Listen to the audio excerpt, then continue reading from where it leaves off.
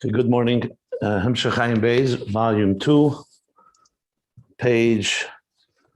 we finished the paragraph on page 1199. We reviewed it. We learned it in the Maimer Ish Tafresh Pei Beis from the Frierdiker Rebbe, how he explains essentially the second half of the statement in the Sefer Yetzirah, Chachma within Bina, V'chacham bebina, Chacham bebina, which follows V'havein b'chachma. So now we have in the earliest genesis and stages of intelligence, of human intelligence, we have the level of Riyah. It encompasses also the capacity to understand what you saw, what you see, what you experience in a visual sense, which on its own is Lamayla Mahasaga. It's like he calls Lamayla Mesichli Mamish. You can't call it purely intelligence because there's a certain resonating truth there, certain clarity that is beyond just understanding something. So the earliest stages of understanding are rooted in Chachma in a concealed way. It's not Nikr yet. That's why it's called Hiskalalus, Bina Chachma. And then the other way around, Chachma is also embedded in the slapshizdik way because it does have an impact and as a primary force in the when you talk about Chacham Bebina, to keep Bina on track and on course, to be aligned with the original idea, not to wander off in any wrong paths or any type of distorted ideas. And also to come to the conclusion, the Nekudas HaTamsis, that will be aligned and bring it back full circle, aligned with the Nekudas HaSkala. Nekudas HaSkala being the flash of clarity, that flash of clarity and of when it was conceived. Now the conclusion after the whole Hasaga brings it back that it should be aligned. It's not exactly that level, because that level, that the first level, the point of conception is closer to the Etzem and manifests more of the Etzem, but it's still bedugma, similar to. And indeed, it actually has a Maila. The Maila is that it has more clarity because it followed understanding, as the Frierdiker Rebbe explained, because understanding, the Frierdiker Rebbe explained, because the Chochma alone can dissipate, can easily, because it's a flash, it can also be forgotten quickly. Now that it's been manifest in Hasaga and understanding, and now it's come to a conclusion, in that synopsis, the Nekudas HaTamsis, you have an element of that, of both Chachma, and of course now following Bina and Hasaga. On the other hand, if you're talking about what he called the Rav Ribi and Dakus what he called the Reichkeit, the richness, the quality, the magnitude, and what the later was also used the word the Pshitus, that it's still in a form of very Pshitus and has not become formed by shape. It's still in that more amorphous state. That is the quality of Chachma over Bina, the Nekudas HaSkala that has that advantage of that over the Nekudas HaTamsis. Okay, so with that.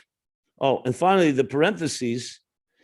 So the parentheses explains the difference in Iskalus and Islapsus, which I already mentioned, but the Frierdiker Rebbe interweaves that with the theme itself, because he said in Tafresh Pei Beis, we learned that this idea that let me just look at it just to make sure I got it right. Shin Chav Gimel, Shin, what was the page? Shin Ish. Shin Chav Hey. So he said like this. The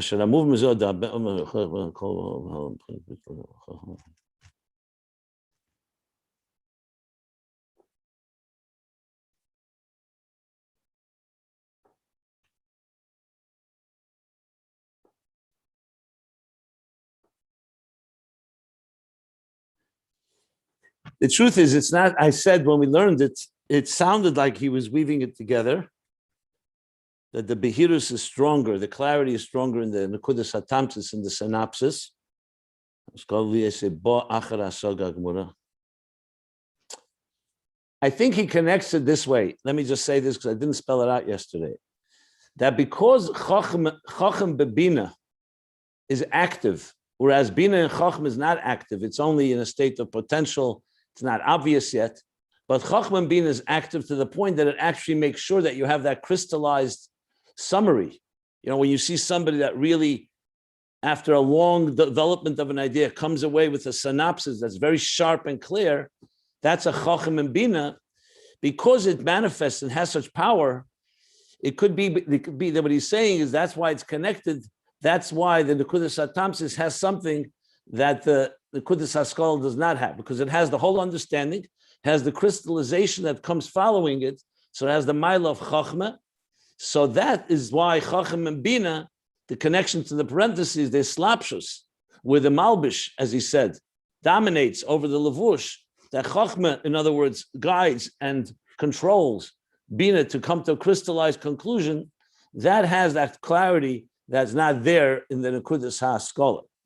That's what it sounds like he's connecting the parentheses in Ayin Beis with the content of the Maila of the Nekudas HaTamtis. Okay, that concludes that. Fine. So with that, I'm ready to continue. If somebody has a question, please. But right now, he's going to take all this that we learned and he's going to apply it now to his bonus and elikus.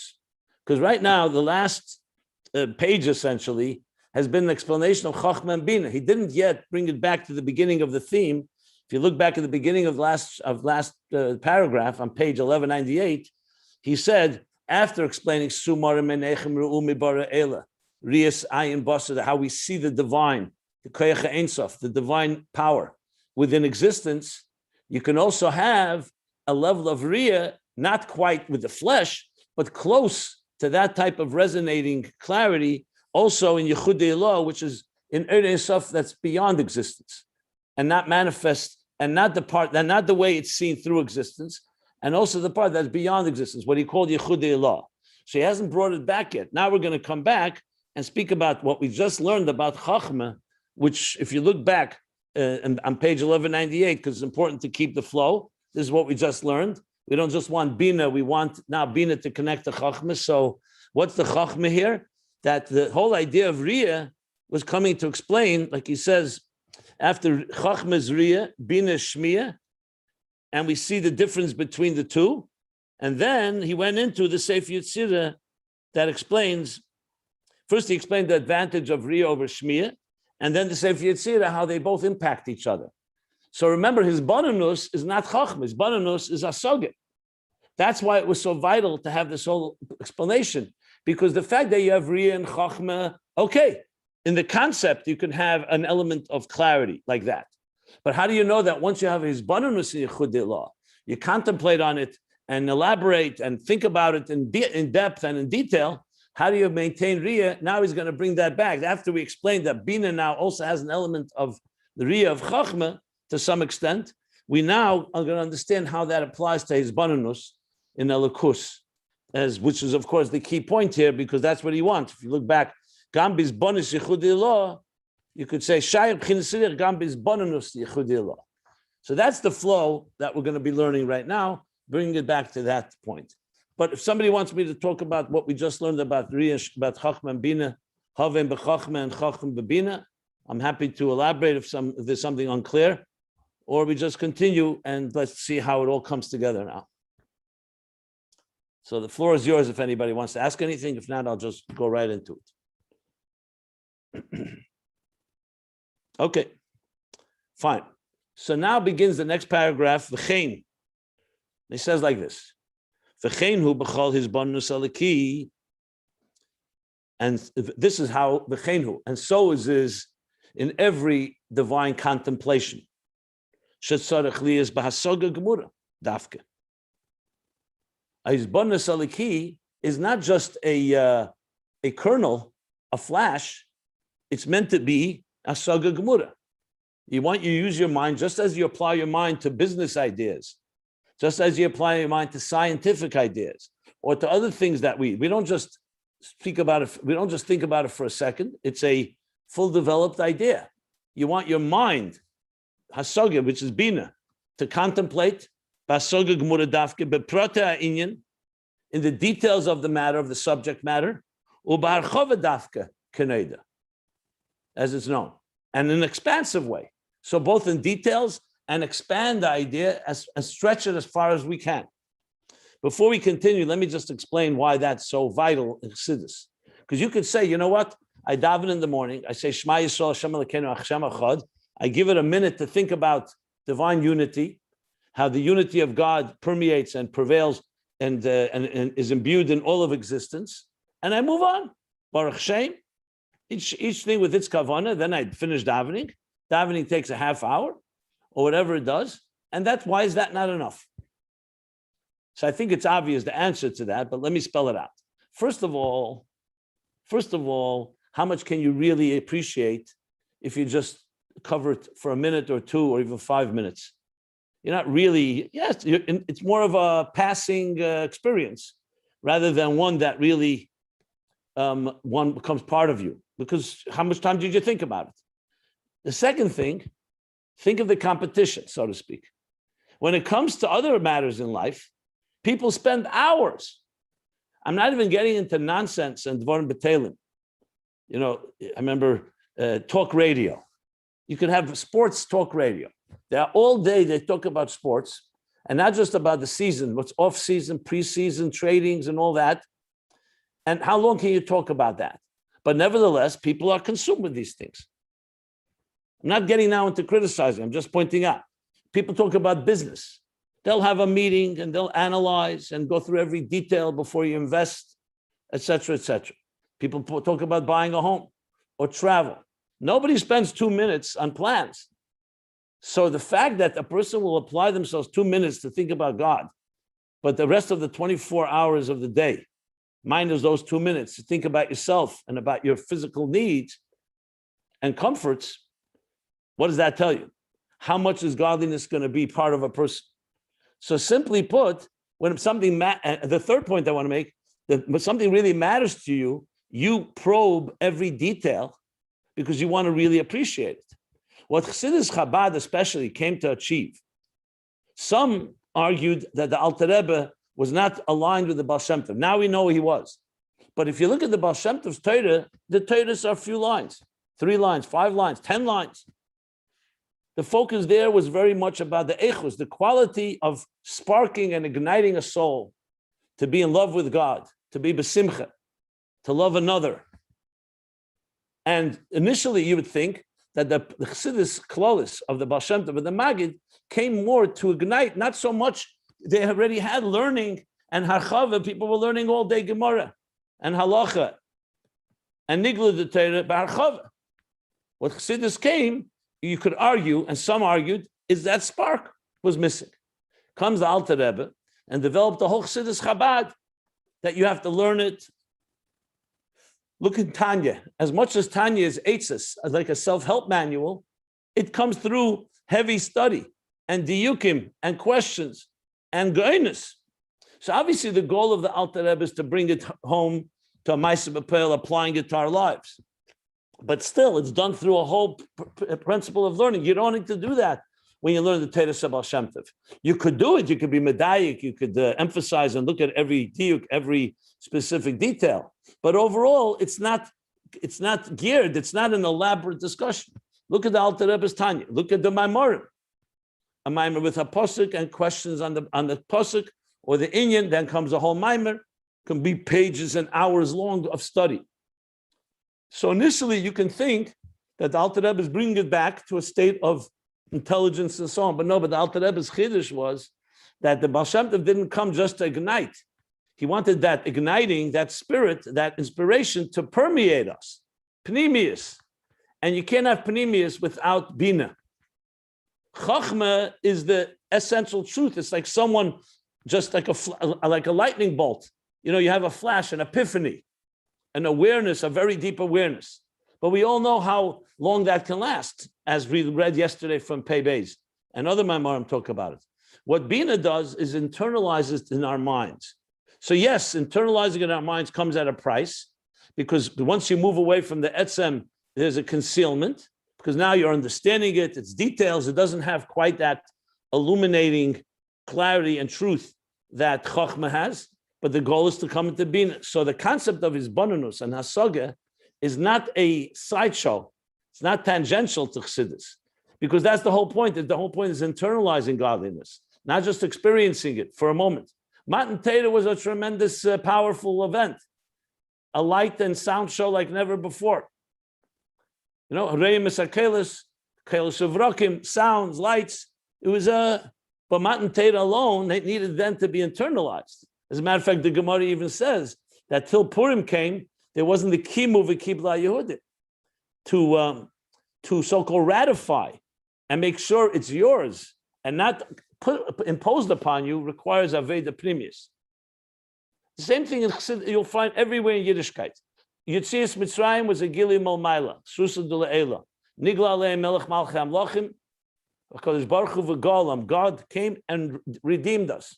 Then come 49 days of counting. That's Mamata Lamaila. We now have to internalize it. We have to refine ourselves as we prepare for Matan Torah. You'll find always in Chassidus and in Torah in general, there's the Gilim Malmaila, which is like the Chachma, the Riyah. Then comes the necessity like Shmiyah to internalize it, understand it, appreciate it on our terms. And then obviously comes step 3, where you combine the qualities of both, which is ultimately why number 3 is always critical. Bayis Rishon, Bayis Sheni, Bayis Shlishi, the third temple. Chesed, Gvura, Tiferes, Avram, Yitzchak, Yaakov. So you find this constantly 1, 2, 3. 1 is the Achdus, 2 is bringing it into the world of diversity, and 3 is Esha Shalom B'mreimov, where it's all harmonized, it's all synchronized, and it becomes all integrated, the quality of 1 and 2. I know I'm bringing many different subjects together, but I just wanted to give points of reference. They're obviously all different. I wouldn't say number 1 is always Chachma, and number 2 is Bina, and Das, of course, is number 3. But in general, this is the idea. Regarding our discussion, I wanted to just point out the importance of why Hasaga and Hisbonenus is so vital, and you can't just suffice with Nekuda of Chachma.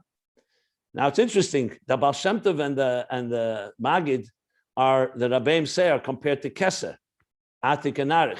The Alter Rebbe is Chachma. The Mittler Rebbe is Bina. So when you look at the Mittler Rebbe's Chassidus, you see literally the expansion of 1 page, and the Alter Rebbe could be 10 pages by the Mittler Rebbe, just to fill in the picture here. But the point is, the Chachma of the Alter Rebbe is more than the Nekuda of Keser, which doesn't even have true body at all. The Alter Rebbe does have Maimorim there, more than a line. They became longer after Peterburg, after he came out of prison. The earlier there were Maimorim Ketzarim of the Alter Rebbe, relatively speaking, longer than the Baal Shem Tov and the Magid, but shorter than what would come later. So the length of it, and I don't mean just length in quantity, also elaboration, like he says, expanding it, understanding the details, is vital to bring it into our personal lives. Now, the Rebbe often cites the Shar HaYichud from the Mittler Rebbe. Right in the beginning, he says his bonus, it's not enough to have his bonus kloli, you have to have his bonus parati. For it to have impact on you, it's not just to have a general contemplation of an idea, but you have to get into the details. That's why he explains, I will now explain Seder Hishtalshlus in all its details, starting from Erdei Sof before the Tzimtzum, and then the Tzimtzum, and the Kav, and Ak, and all the Gulim, and Yesher, and all the elements. When we talk about all the elements, you're talking about details of the big picture. So it's important to know the big picture, but it's also critical to go to the details, because the details is where it all matters. God is in the details. If you want Aveda in a way it affects you, general ideas, if I said to you, God is good, beautiful. But if I don't explain it in a way that you can relate to it in your personal life in some specific way, then it becomes something that's very elusive. So that's where Bina comes into the details and the pratim. So I just wanted to explain this opening line, not to take it for granted, that is bonus of the key sorachlis basoga gemura dafka, beprota inu barchova dafka, and he actually has kaneda, as it's known. Because when you learn Chassidus and you learn the whole picture, you learn about this importance. Okay. So now he's saying, after all this, what we discussed about Chachma and Bina, chenhu, every divine contemplation that needs to come into a complete understanding and comprehension, the details and expansion. So after this the required hisbanus and asaga that needs to be understood in a binadika way. He says the chenhu that every hisbanus which is necessary to come into detail, srichim love, it needs to then achar kach at the end of the conclusion of the hisbanus as to arrive el etzem anakuda eich shemuven etzem inyan. In other words, on the other hand, all that expansiveness is required, but then you have to come to the core idea how the etzem inyan is understood. Not that just that you have an understanding of a lot of details, because you can come away with Bina and Hasog and his bonus with a lot of information and important information, even divine information. You know, there's Atzilus and there's Esesphiris and there's Eiris and Kalim and Levushim and Parsois and Hecholis. Let's say you know the whole Seder Shtalshus, and you know you studied it your whole life, you know detail after detail after detail. And someone says to you a simple question, why is there a Seder Shtalshus?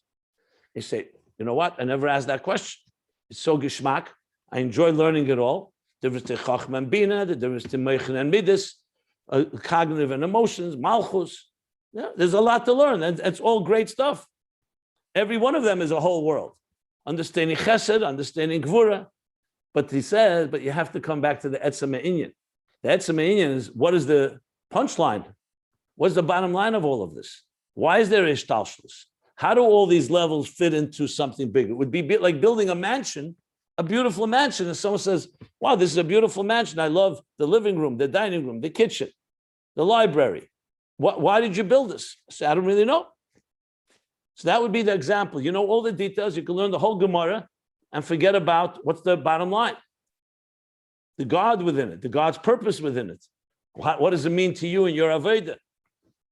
So he's saying, after this Havana, Srichim love achar kachal etzem anakuda.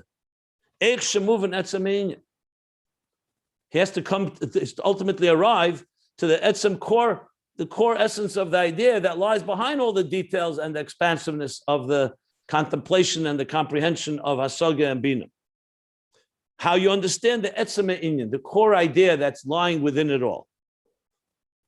Ubi yeser shebizbonus who a second. Ubi yeser. And in Yeser, I think he means moreover here, or maybe increasingly so, shebizbonus hu ahergish eich shemuven etzem inyan aliki mikol hasaga veizbonus. Be'yesa usually means increasingly, be'yesa even more so, which could be the meaning here, but it could also be like va'oidzos. Either way, basically, more than just coming to the etzem inyan in cognitively, he's saying that the bonus, that be'yesa should be bonus or a hergish. That you should come also to the hergish, to a feeling. So in other words, not just a intellectual conclusion and summary, which is also vital, obviously. He's introducing now the hergish, to have a feeling in it. In other words, you have a resonating feeling that's more than just an intellectual conclusion. The word of Beis is interesting, what he means. Let me just see the Tafresh Pei Beis, how the Friedrich Rebbe reads this.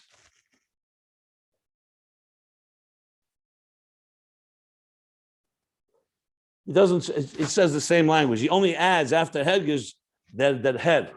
He says that head in Yiddish. Which means what? It means what does the Yiddish mean? Hakara, to be makir, it's resonance. It's like he's using the word hergish, but this goes back to das, the page I mentioned to you. We're going to soon talk about das. He talks about it back on in the Bereshis Maimer, top of page, bottom of 1175, 1176, where he talks about how das is hargosha, hakara and hargosha.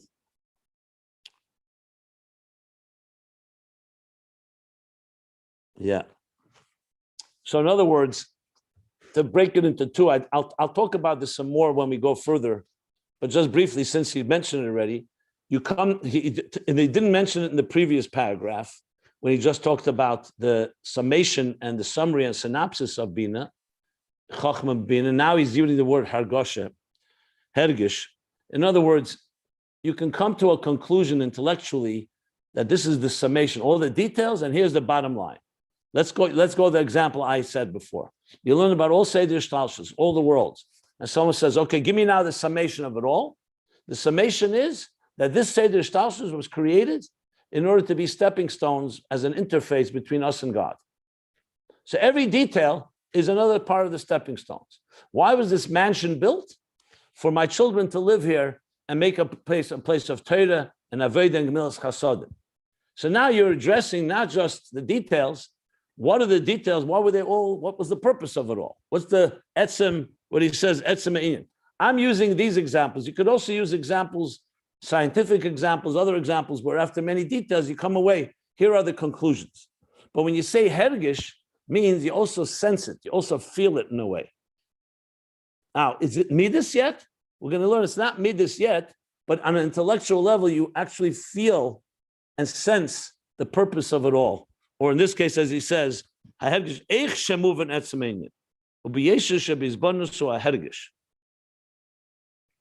even more so that the Nisbanish is the feeling, which is interesting. It's a feeling, how it's understood. In other words, it's almost like an emotional reaction that this is a resonating truth. The etzem elikim kol hasaga ve'izbanunos. Okay. Can you have one without the other? Yes, you can. You can have a tamsis, but not necessarily one that has been applied to yourself. Here, the hergish makes it even more personal. But let's see what he's going to say, and we'll explain it more and refer to whatever we need to refer to. I will learn the Tafresh Beis after we finish this section. And yeah. Umezen nase. Okay. So the importance of this point is clear. First of all, it keeps the focus on the subject. You're not just all over the place with a deep and detailed contemplation, an expansive contemplation. But there's more to it. This focus and this clarity at the end of the process, that's now also a sense of feeling, is meant to lead to something. Because there's a purpose of all of this. The purpose is meant to inspire you. It's meant to motivate you and to turn you into something. Like we're going to see, it's meant to transform the person. So he says now, let's remember, what was the point of departure? How we arrive at Chelas Av. That by Riyah, by perceiving something as real as you see it, in this case, we don't actually see it, but it's as close as to seeing it as possible, makes it something you long for. If you stay in a cognitive, abstract, theoretical place, an academic place, you don't necessarily have to long for it. There are people who understand things very well, and they sleep very peacefully. They don't feel they need to connect to it in any deeper level. You could also learn Chassidus and learn the ideas and don't feel it has anything to do with me. It's a nice concept. It's beautiful ideas. The goal here is that it should have to do with you and impact you and lead you somewhere. So he says, so all these steps now, Chachma Bina, the conclusion of Bina, Tamsis, Chachma Bina, and now the Hergish in it, from this comes an asedus, a stimulation, an arousal, an awakening, v'tshuka, and a yearning, Panemius, an internal yearning, Panemius b'teich Panemius nafshe. I should read it more than an internal, within internal, in other words, deeply internal, not just superficially within you, but Panemius b'teich Panemius nafshe, b'pchinas kiloyan ba'er alaki, in a state of expiration and being dissolved and absorbed in the divine energy and the divine light. So this is a whole new level here now. We're not just talking about learning and understanding. We're not even talking about Chachma Bina alone. We're talking clearly here that the Chachma Bina leading you somewhere that's creating a true yearning and longing and aching. And he's going back to the words, Kiloyan, and other words we learned earlier when we talked about Chelas Ava Ani. So this, of course, is the distinction between usual academic study and Torah study and godly study. Just to use an example, I think I shared this. I remember last year when I spoke Hey Tavis. I was once at a limud conference where people from all walks of life come and there's learning and teaching and so on. Anyway, Friday night was a panel. Myself, a woman professor, especially an expert in Dead Sea Scrolls and other ancient manuscripts, and a Reform rabbi from Manhattan. And we were asked to, this was the workshop, so to speak, that if you were stranded on an island and you only had 3 things that you can take with you, what would you have with you to keep you going? So each of us, I prepared 3 texts, one from Chumash, one from, I would have done Ayin Beis if it was, I was more into it then. I did Samach Vov, and I won Chumash, Tanya, Samach Vov. 3 things. That's what I prepared. I mean, the professor prepared something from the Dead Sea Scrolls, the Reform rabbi something from Moby Dick. It was interesting contrast. Not exaggerate. Anyways, a big crowd. It was the opening session, so we had a good 400 or 500 people. Anyway, we started going through each one of us did our presentation of so-called item number 1. So it was the professor, myself, and the rabbi, Reform rabbi. Then we went through number 2. I felt right away something's missing here. It was very dry, intellectual. I mean, I tried it with the Chassidus to make it a little more alive, but still it was a text at the end of the day.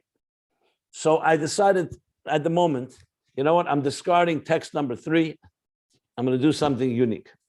I'm going to sing a song. So it came my turn. I said, my 3rd thing is a song I brought with me to the stranded island, where this isolated island where I'm stranded, that gives me strength. And I started singing. It's really a story of its own, which I don't want to go into right now, but I tell you the story, I might as well tell it properly. So I sang the Shamil, which of course is about being stranded on an island in this world. And obviously it changed the whole environment, the whole climate, because it became personal and very emotional. I remember at the end, the audience was asked to ask questions. So just to tell you what happened, I mean, I'm proud of it, but I'm not saying it in any arrogant way. So the crowd said, we'd like Rabbi Jacobson to sing the song again. So I sang it again. You know, so first of all, you see there how all the great ideas are beautiful, but nothing competes with the song. A song is a whole nother story. But there's something that happened that was just incidental, but brings to mind what I wanted to say. And that is, before we began, we were sitting on a podium. So it was 3 of us. I was in the middle. And the podium had some books on it, had the books we had brought, the texts. But the table we were sitting on was at the edge of the podium. And right before we began, the table tilted a bit and the books fell on the floor. The Moby Dick, her excerpt from the Dead Sea Scrolls, and my Samach Vov. So obviously everybody picked up their books. When I picked up the Samach Vov, I kissed it. They didn't kiss their books, their texts. So the moderator noticed it as well as many others. And even before we began, he said to me, Rabbi, I see you kissed the book. I never saw that before. Why'd you kiss it? So I saw right there, I had an opportunity. So I said, because we don't just study Torah, we love it. And you kiss what you love. And it was right away, I saw it had an impact on them. And then I realized, basically, no matter if the greatest Shakespearean scholar, you're never going to see them dancing with the complete works of Shakespeare. Not on Simchas Torah, not any other day of the year. The Jews dance on Simchas Torah with a Torah. We kiss it. We rise to respect it. We revere it. We cherish it. Not just we study it. And I think it's a critical component that's so different than the academic world, where study, as important as it is, it's not you. You can love ideas. You can even love Shakespeare. You can love Moby Dick for that matter. But it's not to the extent that you're going to hug it like you do a child. And no one's going to run into a burning building to save a work of Shakespeare. well, we will run into a burning building, God forbid, to take out a Sefer Torah, just like we would go in to save a life. Because chayenu ve'erech yameinu, Torah's chayim, it's our life, not just a book. It's hard for people to actually understand, but the reason I'm saying it, I'm not trying to, so this isn't an inspirational speech. I'm saying it because it's critical sometimes to spell out something that seems obvious, but it's good to say it. That when he says here that he says the shukah, just now he was talking in the most intellectual terms. What is chachma? What is bina? Resonance, clarity, understanding. And yet, after all of it, the goal is not just to understand it. That's in order to internalize it. Not just to understand, but also to come to that conclusion. What's the etzem inyan? But also that it come into a hergish, and ultimately that it should cause something. It should cause a Chassidus. And that's really where it's all leading to. Now, you could say, why can't you just jump to the Chassidus? Because that's not how it works. First of all, human beings are intelligent people, and you want the intelligence to be part of it. Secondly, an emotion is very easy to ignite. We get ignited all the time. Our impulses are always stimulated. Depends by what? But how long does it last? That's the question. What Chassidus Chabad teaches, that when you bring it into Chabad and you contemplate it on it with Abarichas, and you come to the conclusion, the etzem inyan, like he said, and that's a hergish, and then the Chassidus comes, then you have yourself a full-bodied, real experience that doesn't go away that quickly, if at all. Now, of course, you can ask the question, are any of us on this level to do this completely? But we talked many times. The Maimorim here are meant to give us the standard. Some people do this on a higher level, some on a lesser level. But all of us are asta, and that means that we're capable of doing this lefi erech, meaning commensurate and proportionate to each of us in our own way. No one's supposed to do it like someone else. You have to do it like you do it. But he is laying out, the Rebbe Rashab here, the dynamics and the mechanics, actually, of this whole process, to bring it all back to obviously the goal, which is to have that shukah, which is ultimately so vital in the whole process, the rotzei and shuv, to connect the interface between our existence and godliness in the highest levels of godliness. Because the connection that's just intellectual is limited. And so therefore being translated now, Chassidus, the shukah pnimis betech pnimis. He didn't say that till now. Pnimis betech pnimis. My assumption why he didn't say, because once you have such asaga and contemplation in such detail, what's expected that should be not just pnimis, but betech pnimis, nafshe, b'chinas kaloyim ba'er aliki. The kasher masig hatev, because when a person understands well, Ayin aliki, the divine concept or the divine idea. I don't like the word idea or concept for inyan. I just can't find an exact word for the word inyan eliki. For the, let's say, the divine subject matter, maybe. Ubo el anakuda hatamsis. When a person understands well a divine dimension, maybe, and he comes to nakuda satamsis, to the nakuda, the point of synopsis, the point of summary, the summary point. This was a word that he used earlier as well. If you remember, ma'imik was at the bottom of last page, I recall. Yeah, when the lower level of Riyah in the Elokus within existence, bottom of page 1197, he also says Yaimik. Well, he didn't say daite. He said Yaimik v'yizbenin. Now he says ma'imik daite. And he delves into, he immerses himself in depth with his das, which is concentration. He says now again, in other words, not just that you came to a conclusion, a cognitive summary, but he's using das clearly to include that he should feel it. He should feel the etzem inyan eliki, to sense and feel it within himself. How do you bow the b'chinas kaloyin? He will he will come to a state of, I'll use the word dissolve. I like that word, dissolving. Dissolving not as in annihilating in a negative way, but a kaloyin, like when you say kaloyin, that the wick is being, what do we say, a wick? What happens? Kaloyin hapsila in the flame. How would you translate that? The wick is Subsumed? Subsumed is a good word. Consumed. Consumed, yeah. Subsumed may be better than consumed, but yeah, that's the idea. So you're not longer an entity on your own. Your whole being is like consumed with love. You're consumed with the love for the thing that you are looking for. Now, let me just point out, I want to, since I gave the mashal of Seder Shtalshalos, let me continue with that mashal. So the Seder Shtalshalos, the details we know. The whole Seder Shtalshalos, Tzilas, Bria, Tzira, I mentioned that. You come to summation, what's the point of Seder Shtalshalos? Interface, stepping stones, to climb the ladder from Asiya to Yitzira to Bria to Atzilas, up, all the way to Eretz before the Tzimtzum, to the highest places we can reach. But you don't yet necessarily have a hergish in that. That's also an idea. A hergish is when you actually feel, oh, 1 second, this is talking about me. This is about me. How am I going to grow? And actually you start feeling, I want to be part of this. My life, existence in the material, mortal and world is very limited. We're consumed with materialism, with temporary, impermanent things.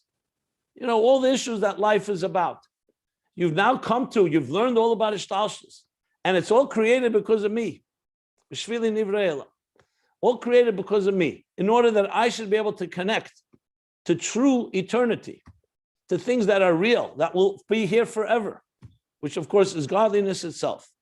And you learn about all the highest levels, and then there comes a hergish. I want to be subsumed in this. This is actually affecting you to become part of it. So, you know, there are people, for example, I remember I bring a lot of people to Crown Heights over the years. They saw the Rebbe. So I remember once by Farbrengen, after the Farbrengen, we're walking home. So my father turns to one of the guests that I brought. He said, are you a tourist or a resident? In other words, are you just passing through, or are you going to become part of this? Now, it wasn't about brainwashing or mobilizing him. It meant what you experienced is going to affect you, or it's something passing through. You know, a tourist takes a tour guide, you check it out, you tour the tunnels under Jerusalem, the tunnel, the Kaisar Maravi, all the holy places. You go back home, and it was and you have pictures. You know, the Rebbe once said in the early years, Tafshin Yud, the Rebbe was Farbrengen, and he, I think it was maybe Beis even, maybe Tafshin Beis. It was the year after the Stalkers of the Frierdiker Rebbe, 1950, and I think it was Beis, which we're coming from actually. So the Rebbe said that he, with a smile, he said a group of students came to see me, and they basically asked questions. They interviewed the Rebbe, and one of the questions they asked, "What is a Rebbe?"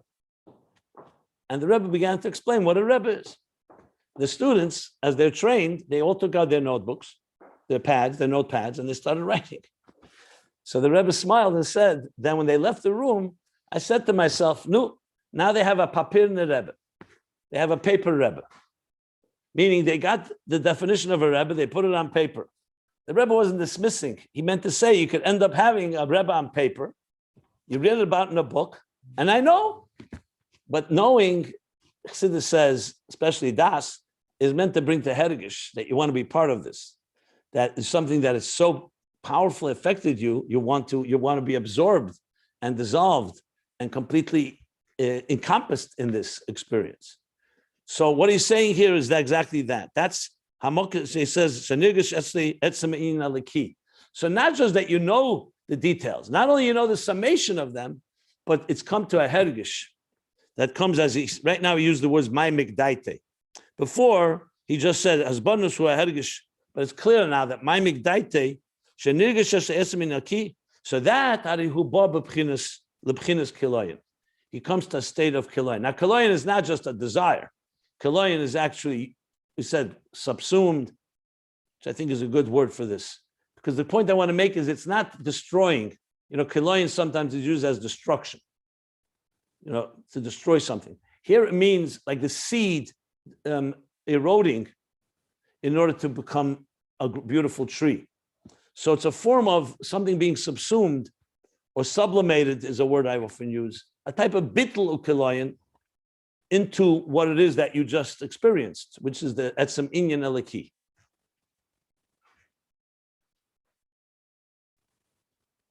Okay. There's more, so we haven't stopped yet. Anybody want to ask anything? So let me just stop here at this period. If you want to ask what's anything. the difference between das and bino? If bino, what's the difference? Well, we're going to now learn about that. So that's the next few lines. First I of have all, a he didn't question. say. First Sorry. of all, let me just say something. The Rebbe Rashab did not say that Bina is Das. He didn't say Bina brings the Hergish. He says that Chachma bebina brings Bina to a conclusion, a summary. That through Hamokas Hadas brings to a Hergish that will bring to Kiloyim. Now he's going to explain how that works, and I'll explain the Chachma Bina Das in it. But just for the record, he didn't say Bina brings to Kiloyim. He says that Bina is a step in the process. You need Chachma Bina and now the Chacham Bina, that's what he said, the Hasaga and comprehension of Bina is meant to come to a conclusion, which we know is Chacham Bina. But we're going to learn about Das shortly. So be patient, and I'll explain it hopefully as best as I can. Go ahead, what you're saying? So my question is, as we were going through this, I was thinking, how can Mochin lead to midos? How can cognitive contemplation lead to an emotion? And I concluded that certainly is possible. So that's definitely makes sense. But then there's also a question, because you're talking about inyane elokus here, if it's the very fact that you're contemplating, delving into elokus, that what brings you to an emotional resonance, if you will, is dafka the fact that we have a neshama within us. So in a sense, by delving into a locus this deeply, if you will, yamik b'daiso, then essentially you're arousing the locus within yourself. So there's two different ways you can get to that resonance. One is you're contemplating it, and it stirs something within you, and it stirs your emotions. The other thing would be you're actually stirring up the locus within yourself, and that's what's giving you the emotional resonance. And I guess I'm kind of wondering which it is, or if you understand the question. Yes, I understand the question, and I'm not going to pummel you, but I will say this. Hundreds of Maimorim address this issue. This is a topic, a big topic in Chassidus, starting even with Tanya itself, where he talks about the different ways one brings moichin to midas. So I have to say, as I've said a number of times, it's not the topic here. Here he's assuming we know that process. And so number one is, this is big, Chassidus talks a lot about this. Is it a created emotion? Is it accessing the godliness within the person? So all the above is part of it, but this is the sugya of bringing hasaga into midas, which is really avoda. How do you bring moichin into midas? It's not the theme here at all. Here he mentions it obviously, and it's vital, but he's not explaining the process. So to learn the process, I would say, now is not the time. I'm not going to give you all the sources, but I would begin first of all with the first half, that Tanya till chapter 18 is one approach. From chapter 18 and on is another approach. And I referred a few times to the bottom of page 1175, 1176. V'yadaita hayom. What is das? The role of das is vital here, understanding das well, because das is the bridge between cognitive and emotional. And even in Ayin Beis, I would need to look it up, but I would say at least 20 different sections that I can recall right now where he discusses at length how moichin comes into midas. So the question is obviously a legitimate one. Chassidus talks about it all over the place, but I think it's important. This is not the place where he wants to elaborate on that. That's already been elaborated on. And I would need to refer you to those places. Remember, Ayin Beis doesn't begin from Aleph Beis. It's assuming that a lot has been learned and that you'll refer to other places. So it's vital to realize you can't have everything discussed in one place. So as I said, yes, it's a whole discussion how contemplation brings to emotions and the different ways to explain it. So I would just say to you, I mean, you can speculate and try to figure it out yourself, but it'd be a lot more comprehensive if you look at some of these sources that I've mentioned so far, and we'll talk about more. If somebody wants to help you, Yitzchak, find more Maramikamis of in Ayin Beis or elsewhere, by all means. But a lot of what I'm saying is obviously informed by what I've learned in other places of how this process happens. But there's no question that you could stop. People are very cognitive who don't bring it into emotions. I mentioned before all the examples in the secular world. A lot of what people learn and study has nothing to do with their personal life. They could actually have very dichotomous lives. There are people who are brilliant in their minds, and their emotional life, they're completely messed up. So, and also in the Jewish world for that matter, even in the scholarly Jewish world. So this is a big Aveda. This is an Aveda. Here he's talking about what is needed to happen and what's necessary. And he's talking about the process, especially coming to Chaylas Avet, a state of Kiloyan. That's not just being emotional. It's not just like crying when you hear a nice niggin, a song. This is an experience where you feel a longing, just like to a loved one, to a human being that you love. You feel that same longing to godliness. So this is this is definitely a level, but that's what I would want to say about this whole topic. So there's a lot that's discussed, literally hundreds of maimarim. I'm not exaggerating. Okay, it's great. That's all I needed to know. That you just dangled 200 carrots in front of me. It's great. I'll go about, and I have learning to do, and I appreciate the answer. And I wasn't asking you to sort of get sidetracked. It was just, at least I'm touching on an important nakuda, and I will delve into it independently. Yeah. In Tanya, he speaks. Yeah. In Sefer Tanya, in Perek Gimel at the end, he's summarizing it very clear. Af mishehu chacham v'novoin b'gdulas ein sof baruch hu, if he's not having a das, is lo yoilid b'nafshe yiro v'hava amitis ki im dimyones shav. Hadas hu kiyum amiris v'chiyusam. And that was quoted by the Rebbe Rashab on page 1176, just a few 20 pages ago. Thank you, Rabbi Taikto. I'll take a look at that Tanya later today. Thank you very much. In other words, again, if you're not I refer you again, look at page 1175, 1176. Okay. It's very relevant to what we're learning right now. I was going to say, I said it already a number of times, so I'm saying it again. And he brings it there very explicitly, and he actually brings the Tanya. So it's all here. Okay. Thank you. I'm saying it to everybody, not just your question right now. Okay. Good. So let's see here. What time is it? It's already 10:30. Okay, let me see something here.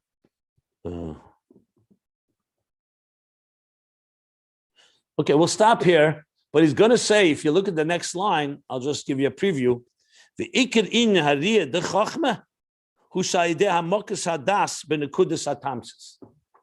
So now he's going to introduce das back into the picture, where das comes into play with the riyah of chachma. Even though the riyah of chachma brought the tamsis, that it should have a dugma, an example of the nekudas haskola in the beginning of the process, you're now going to say the ikir riyah of chachma is through the immersion in das, the concentration of das, which goes back to pages 1175, 1176, and like he's going to refer to shortly in the Maimer. So we're going to come to the end of this process. This next whole section, till the next page and on, is going to be exactly that, how we take all this cognitive process that we've learned so far and continue to carry. That's why I mentioned to you, this is a whole subject.